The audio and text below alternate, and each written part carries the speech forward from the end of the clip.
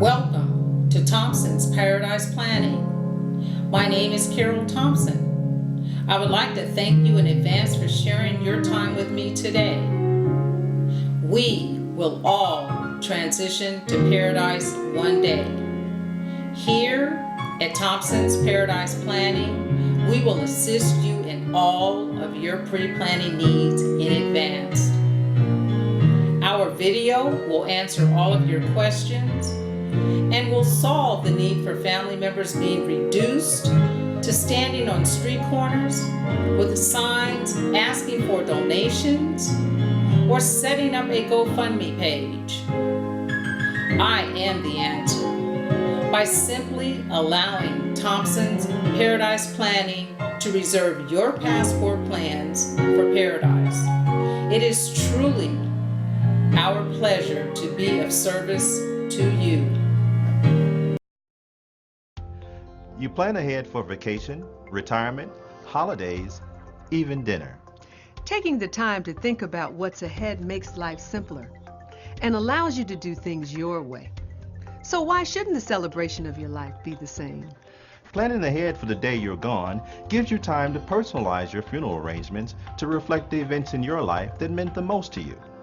Plus, it relieves your loved ones of making tough decisions under difficult circumstances. In the next few minutes, we'll explain what pre-planning choices are available and answer some of the most commonly asked questions about pre-arrangement. So let's begin with this. Why should I plan my funeral now?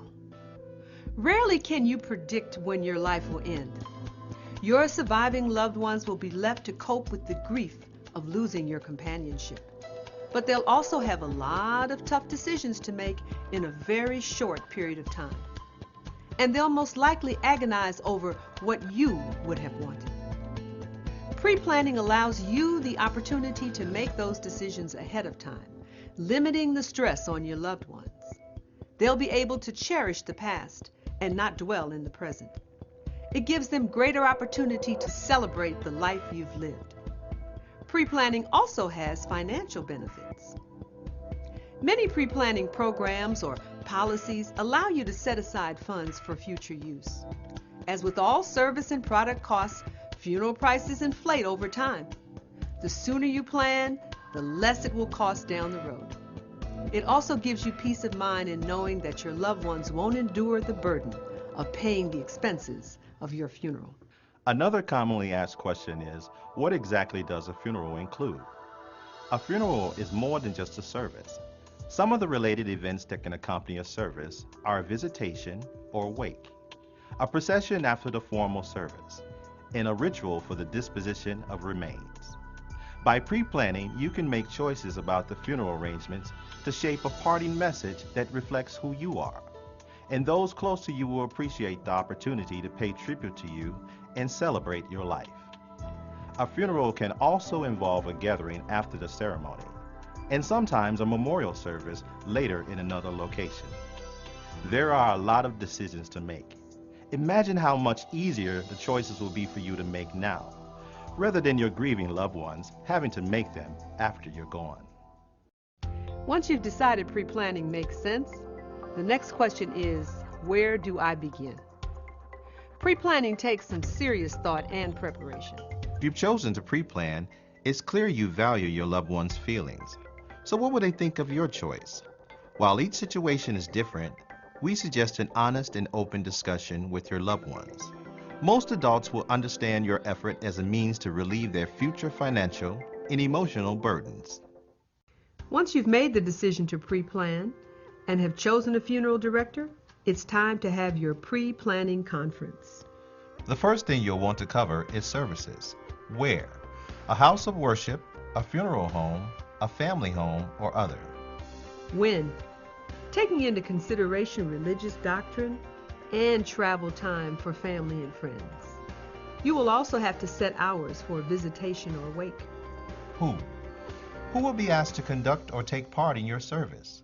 You may also want to think about personal touches, such as your favorite music to be played or readings to be read. You may even want to leave a lasting memory of a hobby you loved. These choices are your opportunity to be remembered the way you want to be remembered. The second topic is disposition of remains.